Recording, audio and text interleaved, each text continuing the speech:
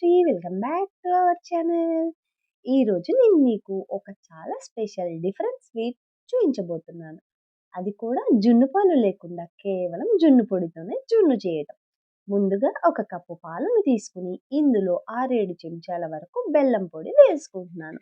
మీరు కావాలంటే పంచదార కూడా వాడుకోవచ్చు. బెల్లం కరిగిన తర్వాత పావు చెంచా ఇలాచి పొడి వేసి బాగా కలుపుకోవాలి. ఇప్పుడు ఇందులో కామధేను జున్ను పొడిని కొద్దిగా వేసుకుంటూ ఎక్కడ ఎలాంటి ఉండలు లేకుండా చాలా క్లియర్గా కలుపుకోవాలి. ఇక్కడ మీకు ఒక ఇంపార్టెంట్ టిప్ అయితే చెప్పాలనుకుంటున్నానండి. అదేంటంటే ఒక కప్ జున్ను పొడికి 3 కప్పుల పాలు తీసుకుంటే పర్ఫెక్ట్ జున్ను టెక్స్చర్ వచ్చేస్తుంది. ఇప్పుడు స్టవ్ మీద ఒక వెడల్పాటి గిన్నెను పెట్టుకుని అందులో ఒక 2 గ్లాసుల వరకు నీళ్లు పోసుకుని ఏదైనా ఒక స్టాండ్ పెట్టుకుని మనం జున్ను కలిపిన ఈ మిశ్రమాన్ని దాంట్లో పెట్టుకుని మళ్ళీ పైన మూత పెట్టుకుని 15-20 నిమిషాలు కుక్ చేసుకోవాలి. ఇలా ఏదైనా ఒక టూత్పిక్ సహాయంతో మనం చెక్ చేసుకోవచ్చు. టూత్పిక్ క్లియర్గా వచ్చిందంటే మన జున్ను అయితే రెడీ. ఇప్పుడు దీన్ని ఫ్రీజర్లో ఒక 30 నిమిషాల నుంచి 1 గంట పెట్టేసుకోవాలి.